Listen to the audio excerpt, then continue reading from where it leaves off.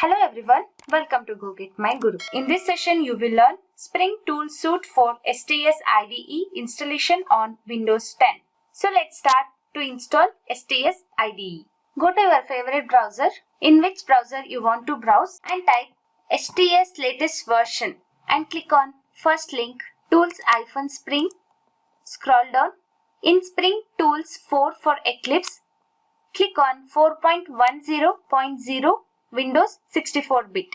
So here file starts downloading, and important thing is before installing STS IDE, Java JDK must be installed in your system, or else it will throw an error saying that a Java runtime environment or Java development kit must be available in order to run Spring Tool Suite 4. No Java virtual machine was found. Once the download is completed, click on Show in Folder. Here directly you can extract files, else copy this file to the folder created in Drive. But don't copy downloaded file in Desktop folder.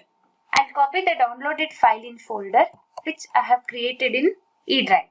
Right click, then click on Extract to Spring Tool Suite 4.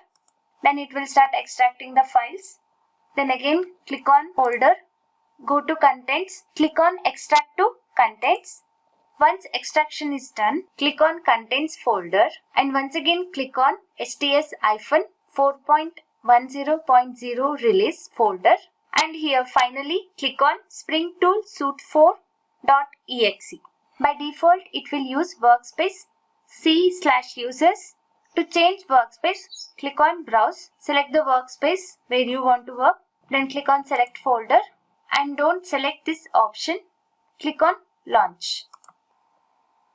Once installation is completed, you can see the home page of Spring Tool Suite 4 IDE.